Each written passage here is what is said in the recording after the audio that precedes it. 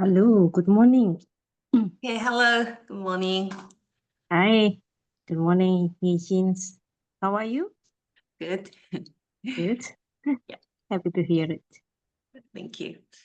Well, I think, there's Professor Kim Hyung Min. Yeah. Right.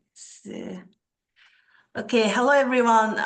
Today we have the honor of welcoming a special guest lecturer, Professor Kim Hyung Min from the University of Melbourne in Australia. The topic of today's lecture is South Korean public policy responses to informal settlements. So please make the most of this valuable opportunity by paying close attention and asking lots of thoughtful questions after the lecture.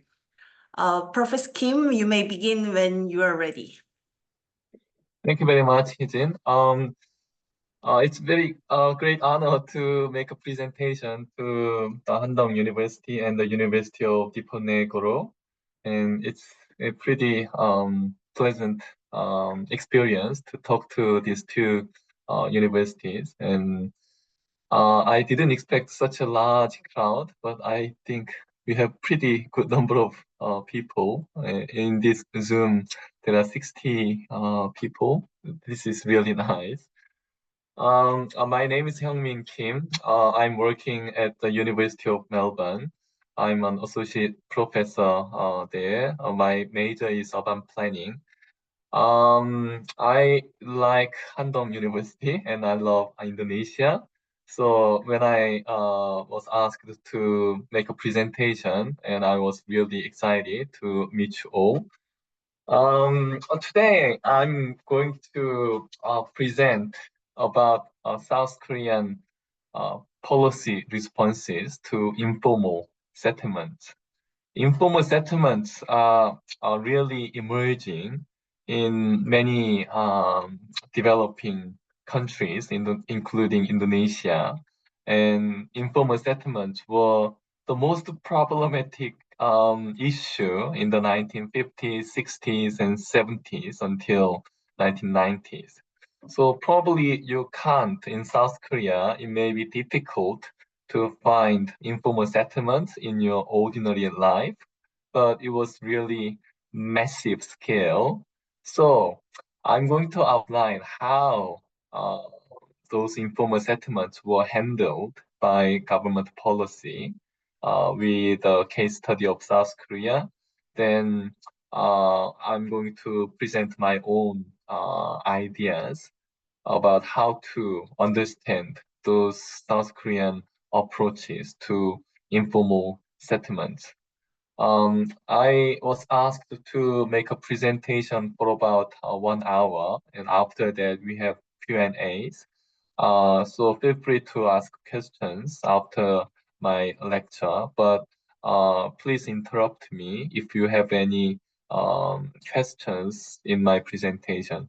Interactions may be more engaging rather than just one-way talking. So warm welcome to any interruptions in the middle of my presentation.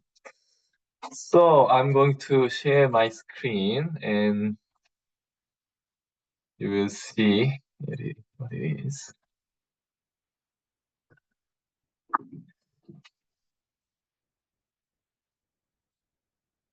There you go. So I'm going to briefly talk about today slums and informal settlements in its concept, and I will briefly outline the South Korean context where informal settlements were established. Then I'm going to present some case studies. And then I will move on to some greenfield development project. So slums and informal settlements are really massive in most developing countries. It's pretty easy to tell these terms, but sometimes it's a big challenge to define what it is. But generally, slums pay attention to its physical conditions, so old buildings and deteriorating infrastructure and building structures, are the core component of slums. But informal settlements are slightly different in its focus. So informality is against formality. So it's more about the government or formal recognition. But squatters are pretty similar to informal settlements, but its focus is placed on legality. You don't have any right, but you are staying in certain places without permit, without approval. So that's illegal. Those illegal settlements are called squatters.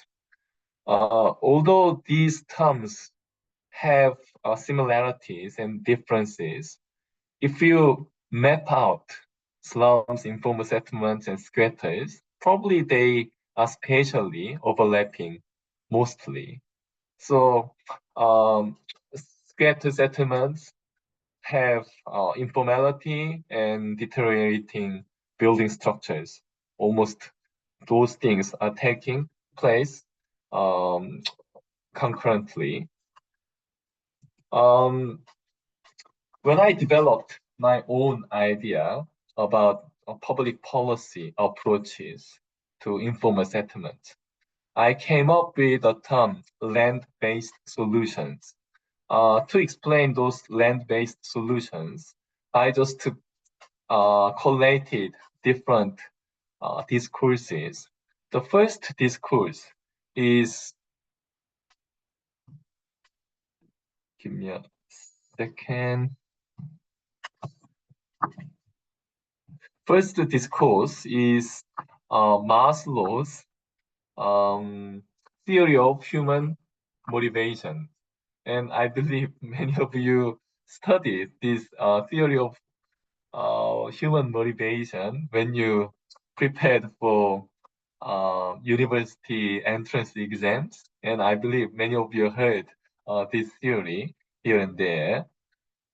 Just give me a second. I'm going to make a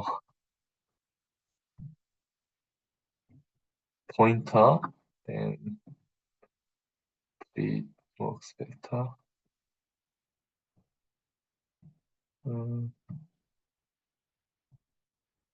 Yeah, laser pointer. I've got laser pointer here.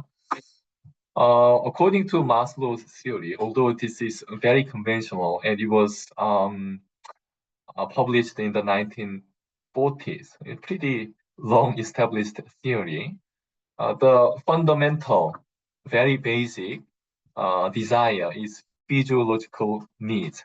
So this is basically about your survival. You need food to survive. And once this need is fulfilled, your primary focus can move on to the next level, which is safety needs. Then the next one is social needs and esteem and self-actualization. So although all these needs can coexist, there's a different focus depending on your conditions and circumstances. So I'm thinking when physiological needs are the most dominant, people wanted to survive, then they don't really care about built environment. They don't really care about the housing quality because their primary desire is to survive. So with this condition, it's very likely for new migrants to establish informal settlements. Informal settlements, by definition, their occupancy is informal. And it is not necessary and it is not affordable for these new settlers to build decent quality housing and create decent quality infrastructure.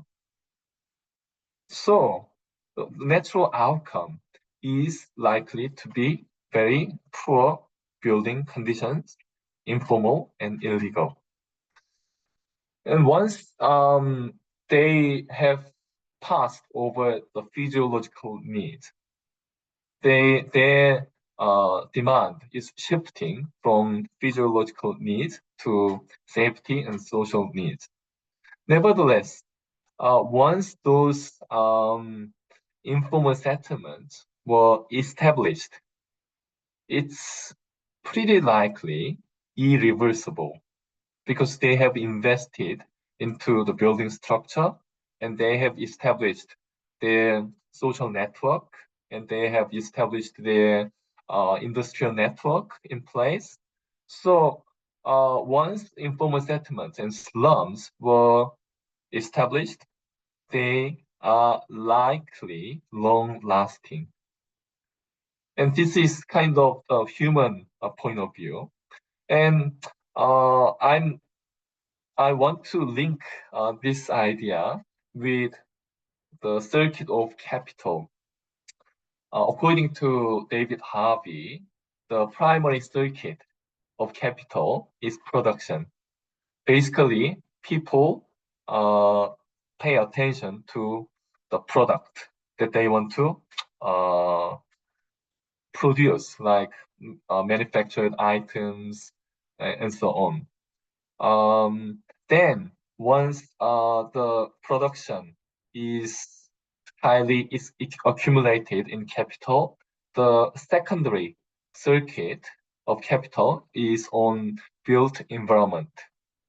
So there is a shift from production to built environment. Then the tertiary circuit of capital is on science and technology. So depending on the capital accumulation, their primary focus is expanding from production to built environment and to science and technology. So for instance, in South Korea now, the whole industry is talking about K-pop and cultural product and R&D development. This is more about science and technology, right? But about 1970s, 80s, and 90s, when there's a construction booms and new towns emerging, many people just addressed real estate investment. This is a secondary circuit. But in the 1950s, 60s, and 70s, when South Korea really emphasized industrialization, their primary focus from the government was production. So how to produce more and how to export more items so that they can achieve economic growth. So there's a different focus in the government policies. And I think this can pretty reflect the South Korean industrial development. But linking this idea with informal settlements, when production was dominating the society and the economy, their focus is not upon built environment. They just wanted to achieve economic growth through industrialization with a focus on production. So when physiological needs were the strongest, the government and the society paid attention to the production. Then there was the perfect condition for informal settlement. People wanted, and the capital wanted. So it happened with the combination of the primary circuit and physiological need. There was informal settlement were the outcome of those things. And linking with the human side and the capital side, I wanted to draw attention to the land-based approaches. Here I have the quote from Henry George: "The ownership of land is the great fundamental fact which ultimately determines the social, the political, and consequently the intellectual and moral condition of a people." So how to make use of land could be the possible solutions to the informal settlements. Why? Just thinking about when those informal settlements were established. The South Korean cities and South Korean people were the poorest across almost all countries. So the government didn't have sufficient fiscal resources to provide better built environment, decent housing quality. And people, residents back then, couldn't afford decent quality housing. It was too expensive, out of reach of their budget. In addition, the society didn't really establish enough capital to create the decent quality built environment. So informal settlements were prevailing, and government didn't have money, people didn't have money to do it, and the society didn't have enough materials to upgrade those informal settlements. However, what these people had was land asset. So how to make use of those land assets made a huge difference. So now I'm moving to the South Korean context, how urban population has increased rapidly, unprecedentedly. Seoul's population was pretty stable during the dynastic era. It was around 100,000 and 200,000. It was pretty much stable, although there's a gradual increase. Going through Japanese colonial rule, population increased, and Seoul's administrative boundary expanded significantly. As you can see in this sharp rise in population size in Gyeongsang, old name of Seoul. It shows the boundary of Seoul expanded, and population of Seoul increased. And there's a sharp drop during the South Korean, the Korean War in the 1950s and for over 3 years. Then the population of Seoul increased really significantly until the early 1990s. So during the wartime, its population was around 600,000 in Seoul, and many people left to survive and to avoid the war, basically. And I just did a math how significant population growth during this 4 decades period. It was more than 7.1% increase per annum. I think this is really sharp increase. And population is growing by 7+ % every year. And how those people can find a decent quality housing. This is really no single country can handle this pace of population growth. So informal settlements were established almost every part of Seoul. And I'm talking about Seoul because Seoul is so dominant in South Korea.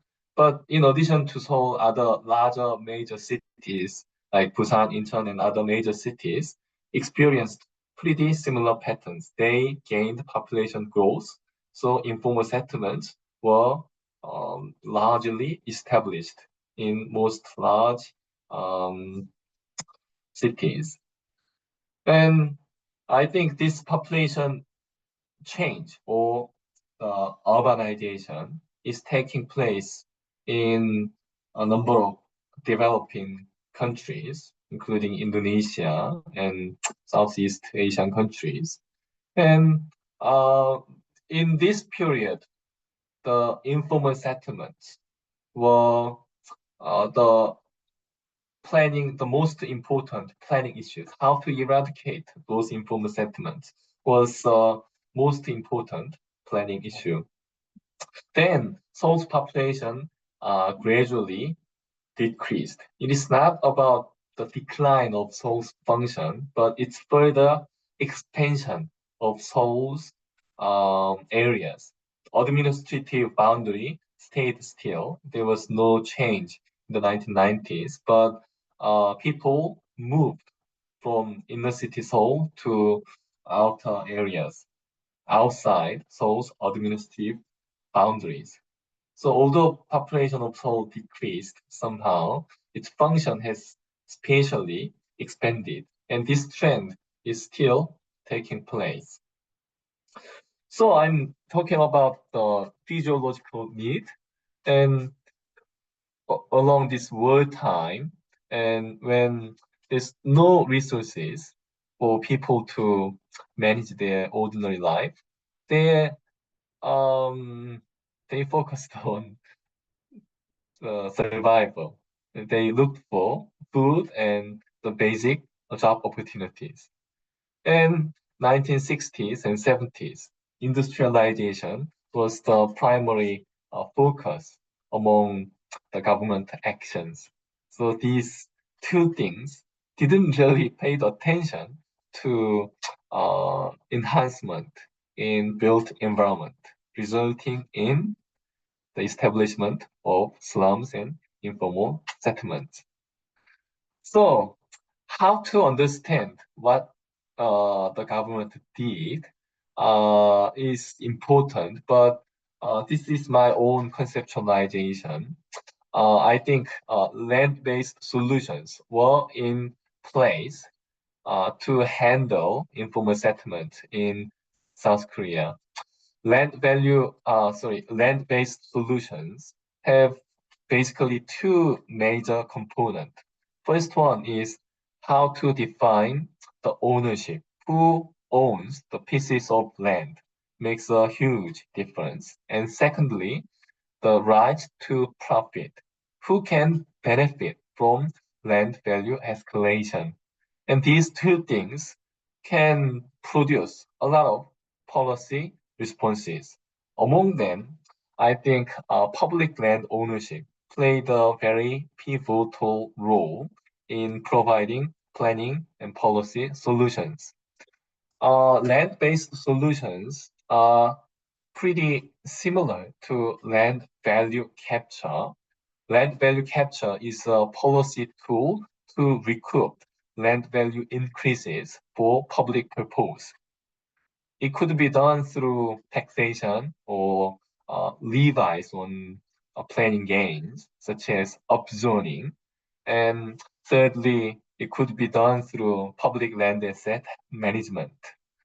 And as I said, what these people back then had was very limited. They didn't have resources, physical resources, they didn't have capital and technologies at all, but they had land resources.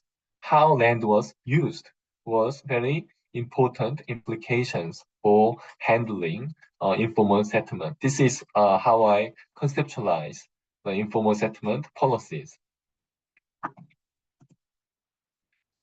So now I'm moving on to direct policy responses to informal settlement. I just made two broad categories. First category is direct approaches to informal settlement. So how to eradicate, how to provide new homes to informal settlers. And these are direct approaches.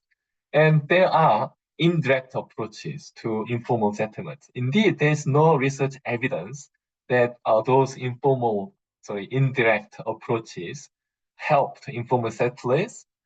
But I think these indirect approaches were really powerful in reshaping the housing market in the South Korean context.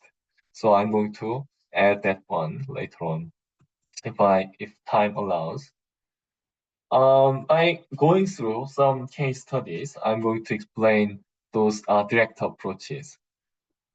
This map is northern part of Seoul. Indeed, I lived pretty close to those areas when I was little, and I didn't know the informal settlement or at all.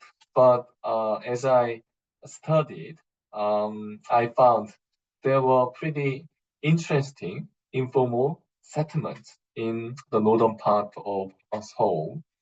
I read a news article that this entire area will be redeveloped into apartments pretty soon.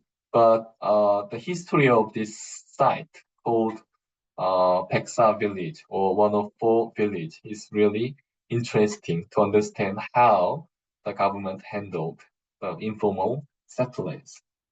And still, if you go there, the built environment is like this. It is old, you can find old structures, and the road structure is not very grid patterns. It is organically developed. So, but when I went there, I went there 2 times. I felt it's a bit safe, but it's difficult to spot people there.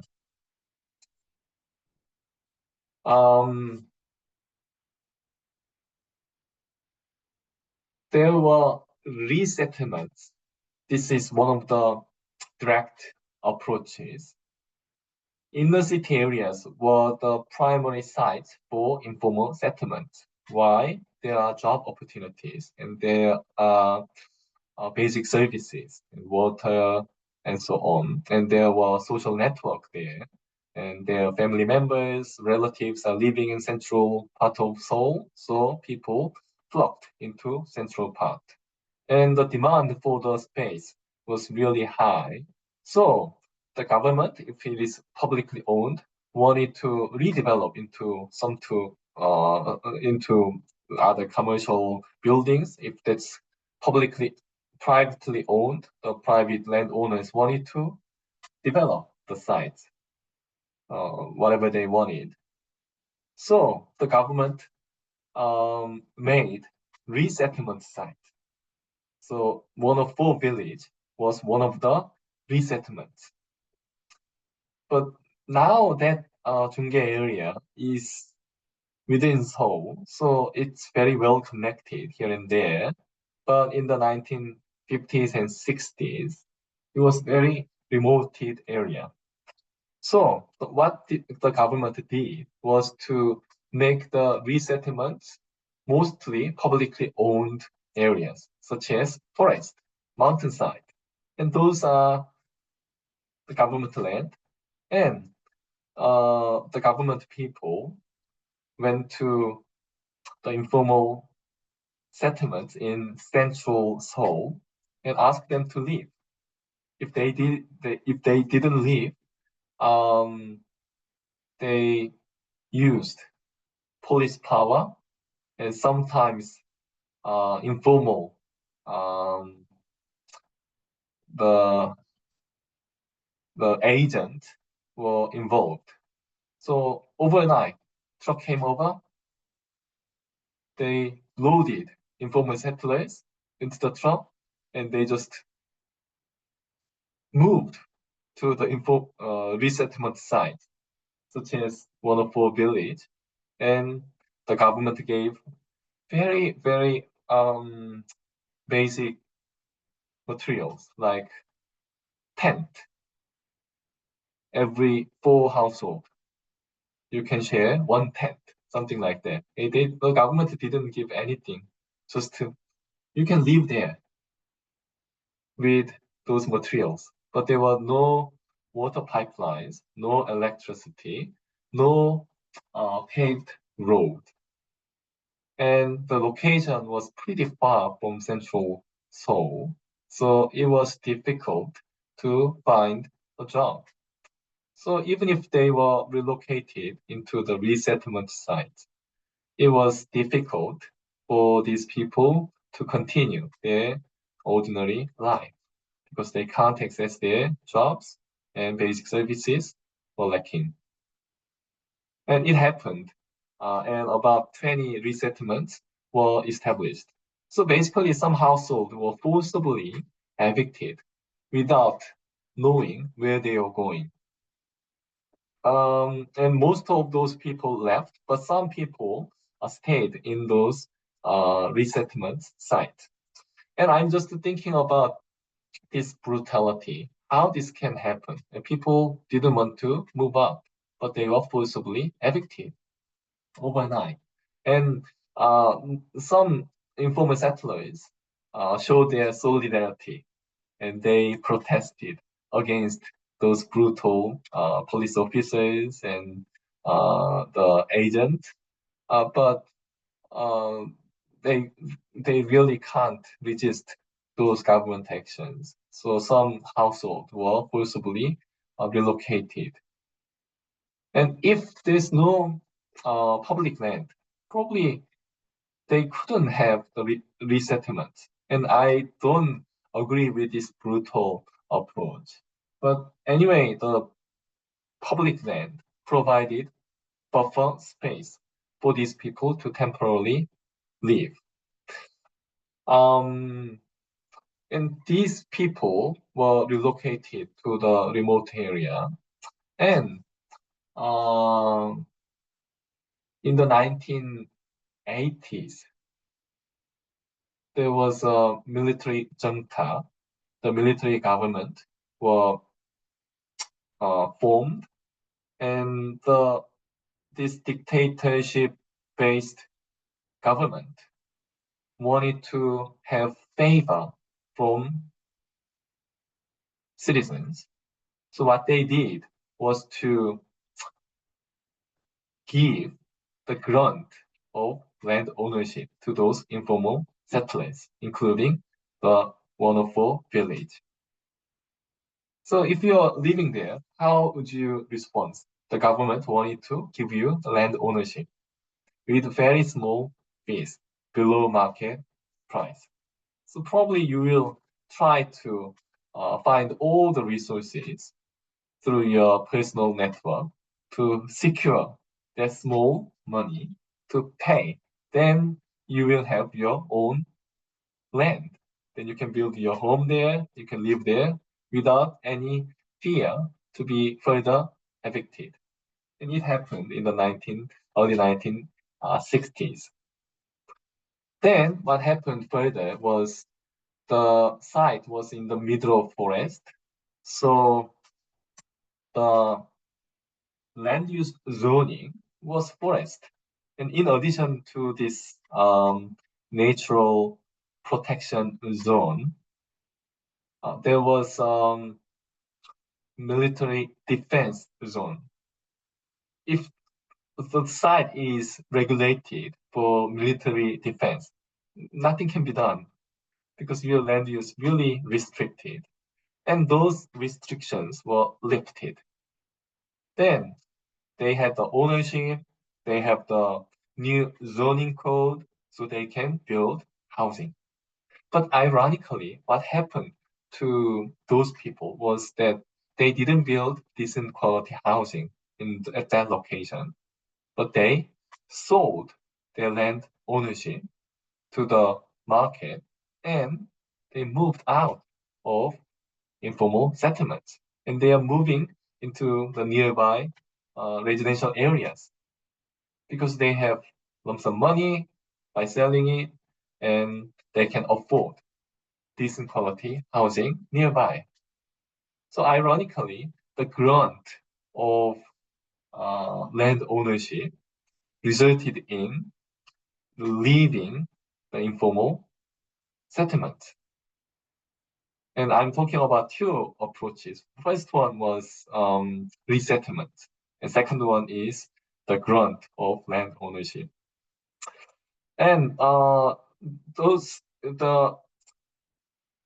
this is the photo of one of the village, and you can see very crowded buildings, mostly single-story buildings, because they didn't know how long they are going to stay there. Anyway, they invested into those building structure. They formed the housing. Well, once this is formalized, and they could achieve somehow capital gains. With the capital gains, they left. So the grant of land ownership always, not always, produce the best outcomes. And still, this is the environment that you can see. And some industrial activities are taking place over there. And um, and you can see some kind of human activities, but it's pretty quiet. Many people have already left, and the owners over there are just waiting for the redevelopment. But the redevelopment has been stagnant for various reasons, and because of government planning and conflict of interest amongst the resident and the government. So the radical changes has been pretty stagnant. And second case that I want to share is another resettlement village. But this resettlement site is gigantic. It is not a small size like Waterfall Village. In the 1950s and 60s, Seoul's population was around 5 million, 5 to 6 million. But the mayor of Seoul wanted to completely eradicate slums and informal settlements.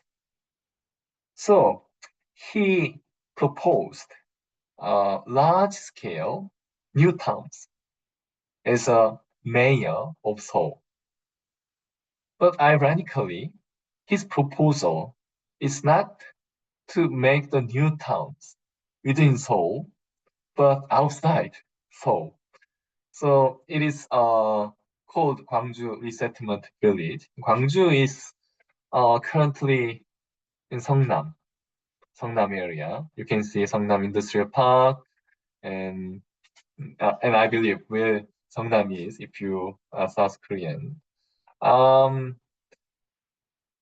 The planned population for Gwangju Resettlement Village was as big as 10% of Seoul's population back then. In the 1960s and 70s, about 1/3 of Seoul's residents were living in informal settlements or substandard housing. And thinking about that scale, 10% of Seoul's population was really as big as the size of informal settlers. And that planned site was really ambitious and to accommodate 500,000 people. And it was proposed outside Seoul's administrative boundaries. Why? Because the land was cheap. And before the plan was announced, Seoul Metropolitan Government somehow secured land ownership at a very cheap price. So the government didn't really need capital expenses to take all these land parcels. It was pretty cheap option. It happened in the 1960s, and a lot of informal settlers, for instance, informal settlers along Cheonggye Stream, and informal settlers around the mountainside, informal settlers in the publicly owned land were evacuated, and the government gave them the ownership of the land, and giving very basic construction materials like a tent, something like that. And the land grant was not made for free, but it was much cheaper price than the market value. So people just wanted to have the land ownership at a cheaper price. But the problem was that that site is still very far from central Seoul. It was around 2 hour bus by bus, and bus fare was not affordable for informal settlers.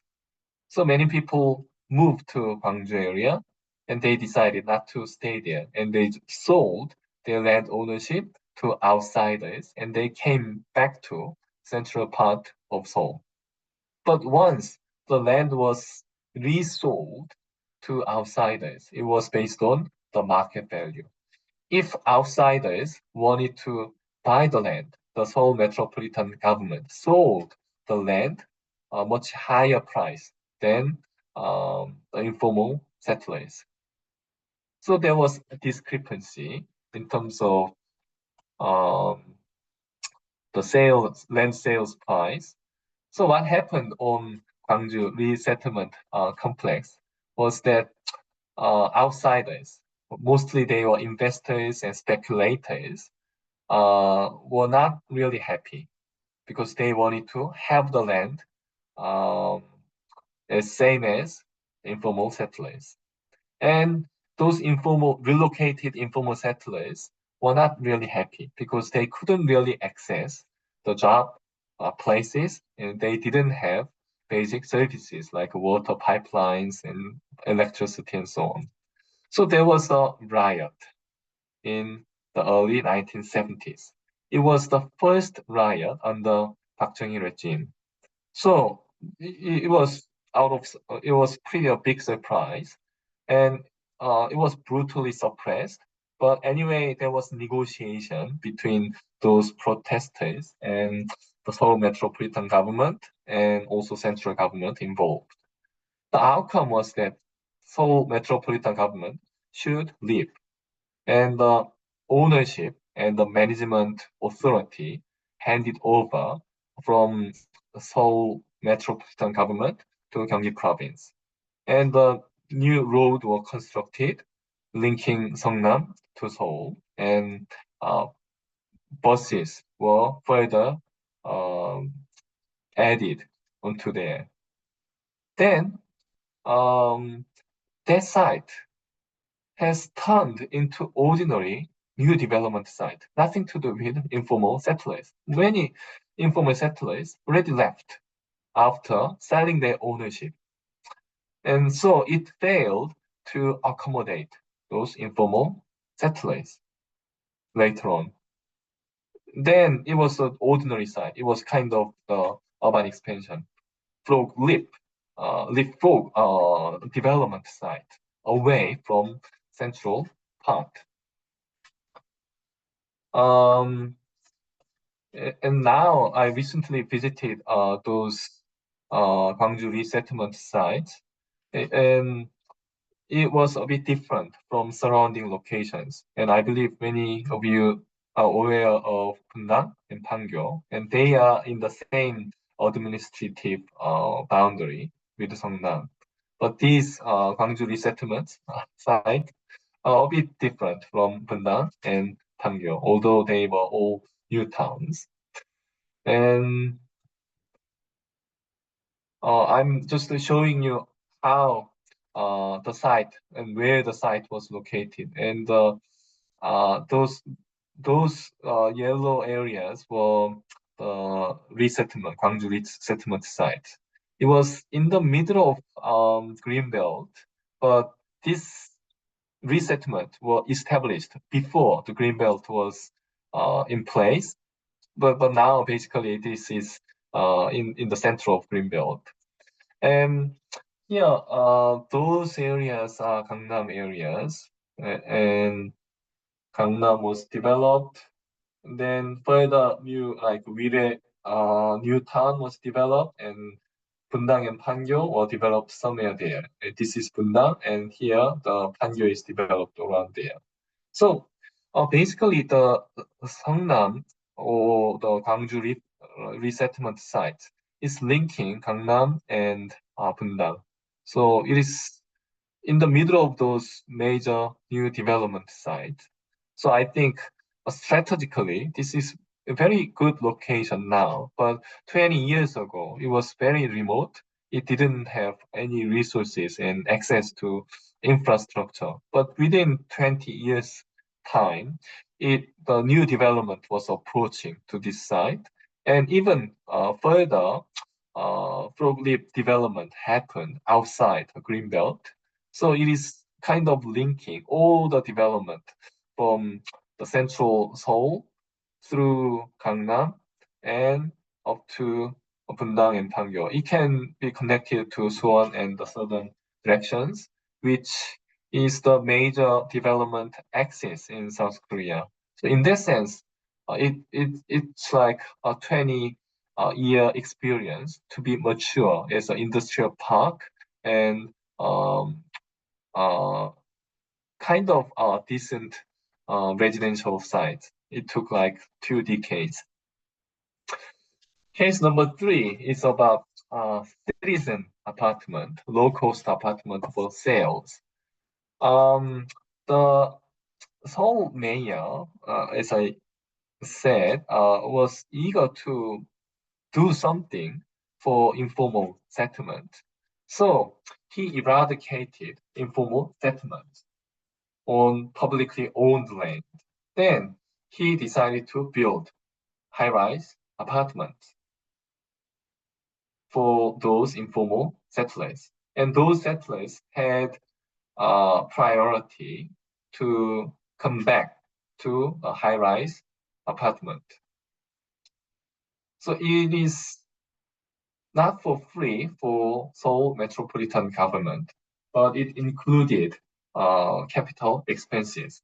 To save all the cost, what the government did was to vacate the site and giving them the promise that you can come back to the apartment called citizen apartment. Then the Seoul metropolitan government secured some funds to build the building structure and asked those former informal settlers to complete the interior within the building. That's your building, that's your site, and that's your space.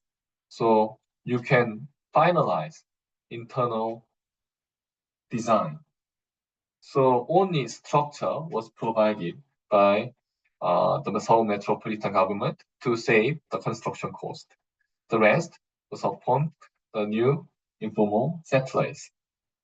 So the ownership of land belonged to metropolitan government, but the ownership of the structure belonged to new informal settlers. And it's kind of affordable housing, but it is not based on rental, but it's ownership of building structure without land ownership. It could be innovative because building quality was much better than informal settlements and ordinary housing back then. Nevertheless, the construction was really poor. So there was a tragic accident, which was the collapse of one of the apartment building. Its name is Wow Apartment in 1970. And the building collapsed. About 33 people died to this incident. And because of that incident, the mayor resigned and the citizen apartment stopped. So no more citizen apartment continued. And you can see those apartments. I don't know, this is the Wow apartment in the 1969, but one of those buildings were collapsed. So it resulted in the death of many people, and the program stopped. And I think you can find the legacy of this citizen apartment. If you've been to Naksan Park around Dongdaemun, Eastern Gate, you can find the former citizen apartment site. It was owned by the government anyway. The land belonged to the metropolitan government, and the residents left with some compensation. The government changed the site into the park now. So you can see the remnant of those citizen apartment there. And I believe there's only one citizen apartment building in the porch of Namsan mountain. And still you can find the citizen apartment. It's pretty old structure, and but some people wanted to protect the structure as an industrial heritage, but some people think, well, that should be redeveloped because it's going to be really dangerous in the future. And the next case study that I wanted to present as part of the land-based solutions is redevelopment. And I think this approach is still a dominant approach in redeveloping old buildings. This approach is not particularly for informal settlements, but it is to upgrade the building quality. The basic principle is to give higher density than the current density. And if you build those single detached housing and low-rise buildings to high-rise buildings, what you can have is the new space, isn't it? Right? And this new space will be sold in the housing market to cover the construction cost. The current land use regulation is low density, and the government allowed the maximum level density if it is going to be redeveloped. So the landowners form their association to undertake the redevelopment, and they should invite construction companies. So this is called joint redevelopment.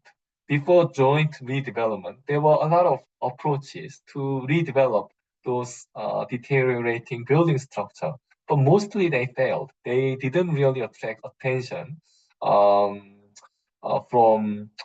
developers and landowners because there was no available funding sources. But this one had an opportunity to raise further revenue by going through this upzoning process. The upzoning could be translated into lump sum capital gains to these collectively formed owners associations. And construction companies shared all the profits after building the new structure. So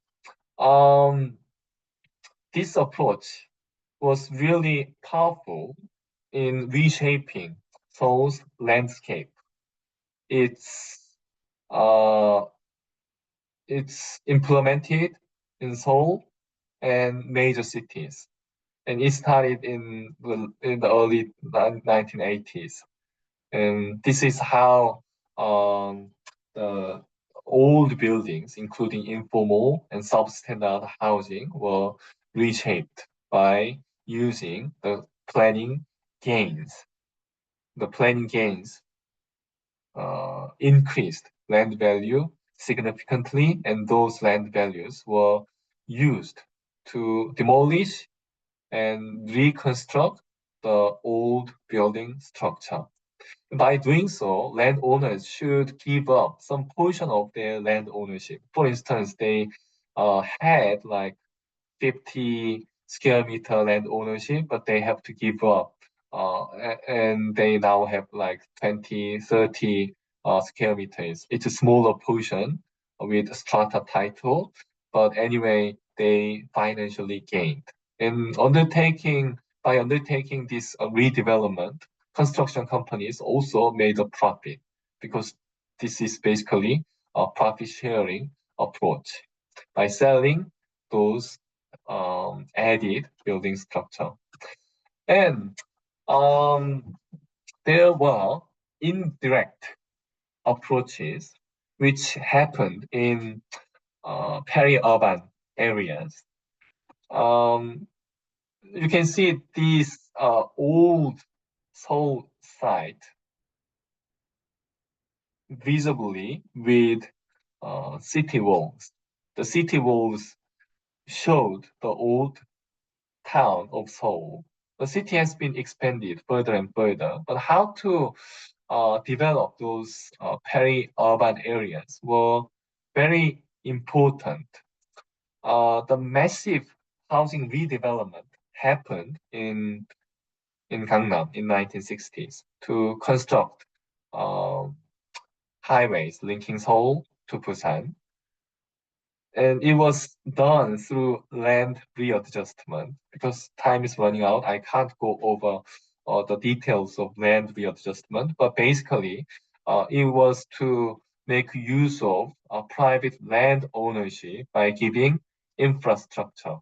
And landowners should give up their portion of land. Then with the land, the government provided infrastructure, which increased the land value significantly. So landowners gained financially, and the government could provide services and infrastructure without government out-of-pocket expenses.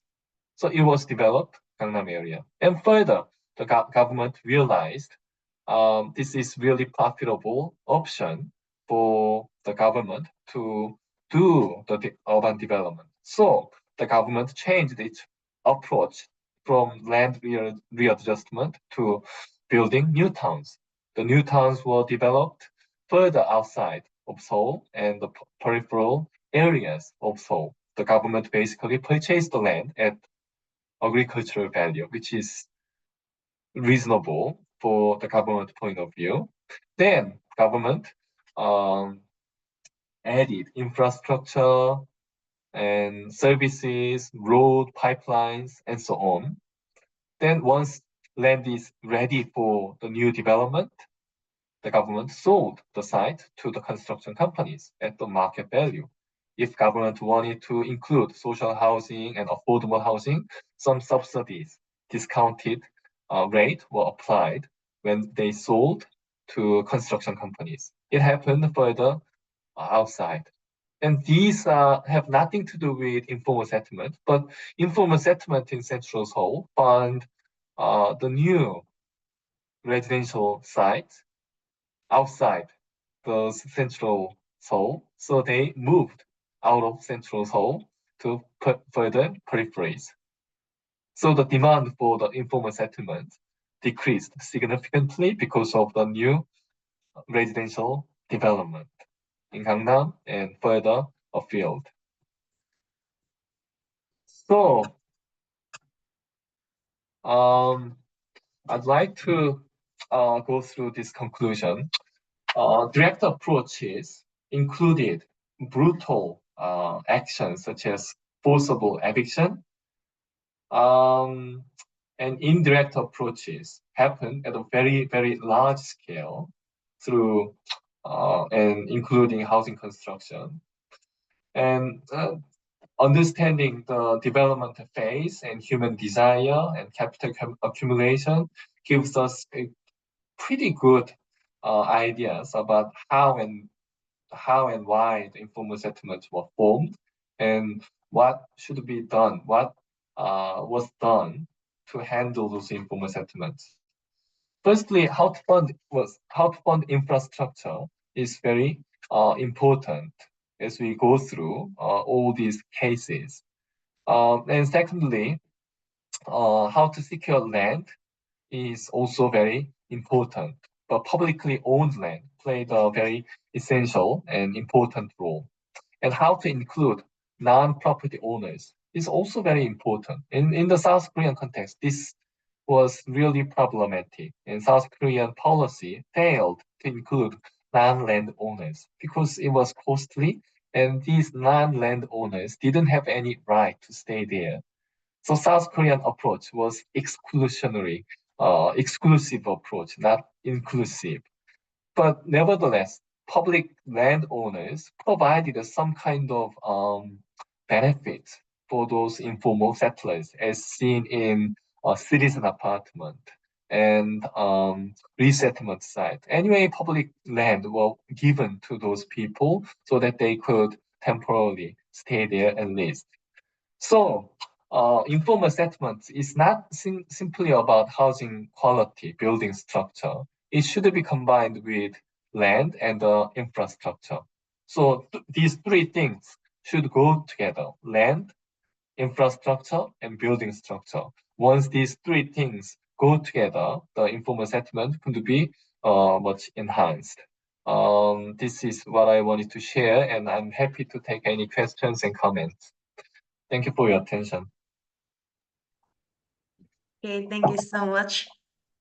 So students, if you have any questions, please just turn on your mic.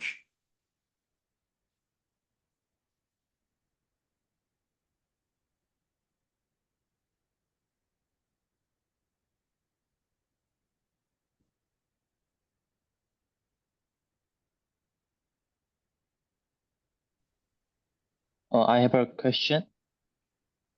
Okay, Yes, Oh, can you hear my voice? yes, I can hear you. Yes. Okay. Thank you for the lecture. I'm Juhon Park from Handong. I have a question about case study number 3 in the content apartment field. In the 1960s and 1970s in Korea, used state-owned land to supply low-cost apartments, but now the supply is primarily driven by the private sector. So I'm curious about the balance needed between government-led expansion and private sector-led supply. In addition, apartments in Korea are often used primarily for investment purpose. So it is a similar situation occurring in Australia. Thank you very much for your question. I think your question is really informative, and I love your question. It's brilliant questions. And firstly, currently, private sector is dominating the housing market in South Korea, and I agree with that. But nevertheless, you can see the very strong power in public development agencies like LH and SH in Seoul, and probably in most provinces and local government have such development agencies, right? In Gyeonggi province, they have Gyeonggi Development Institute, something like that. And still, the public sectors are very active. And how those public sectors can operate their development project, they have to secure land.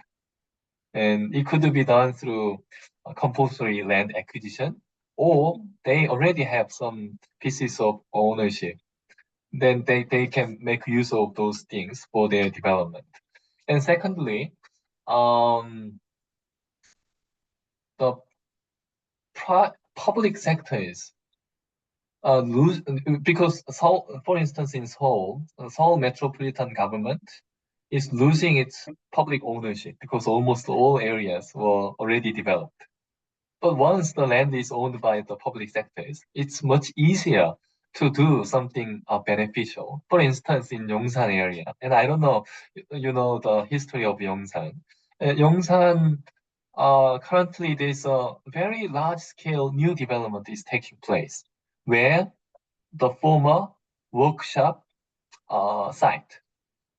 So the railways and its maintenance areas were now undertaking massive transformative planning. It was owned by Korean Railway Company, it was public body, and it will be turned into super high-rise buildings and commercial areas. And I think it's easier for the government to initiate such development activities because it is owned by the public. So although the private sectors are active, the publicly owned land still plays important role. And secondly, in Australian context, in Australia, housing market is slightly different. In South Korea and Vietnam, China, mostly apartments are investable goods. But in Australia, apartments are also investable goods, but more preferred housing type is single detached housing. That's more dominant. So in terms of housing type, it's a bit different. But anywhere, housing is turning into dual functions, including the space to live and investable assets. And some scholars criticize these investable assets, but this is what is happening. Thank you for the question. Thank you.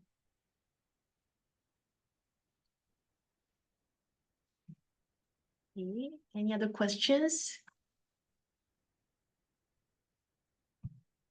I don't have a question, but could you show us the last slide of the presentation, Professor?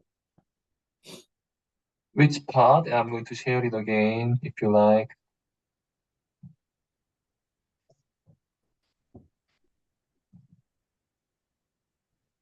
Thank you.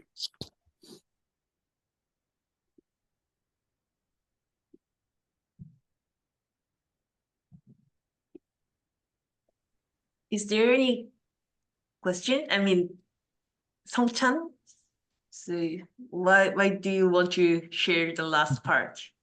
No, I didn't have question, but I didn't memo last slide, so thank you.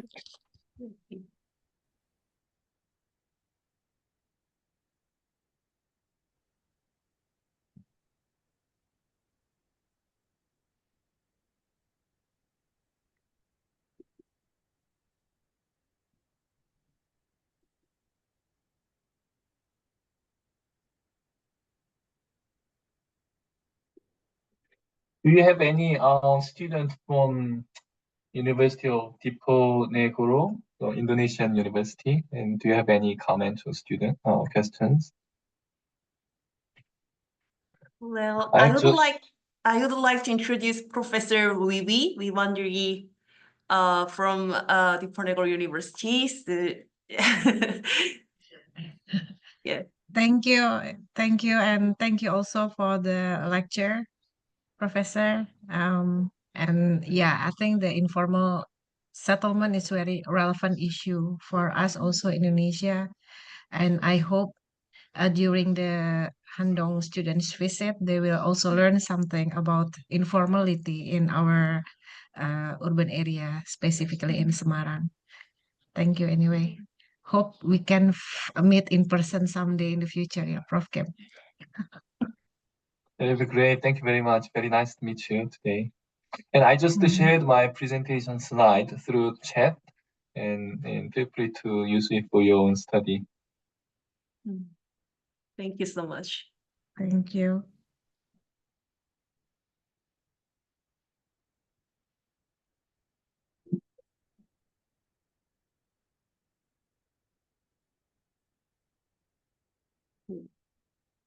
Any other questions? No more? Okay. Okay, thank you so much. Thank you so much for this special lecture. So yeah, I think that is very soulful and insightful to students. It's a great experience to communicate with you. Thank you for inviting me. Okay. Okay. Thank you. Thank you, Prof. Kim.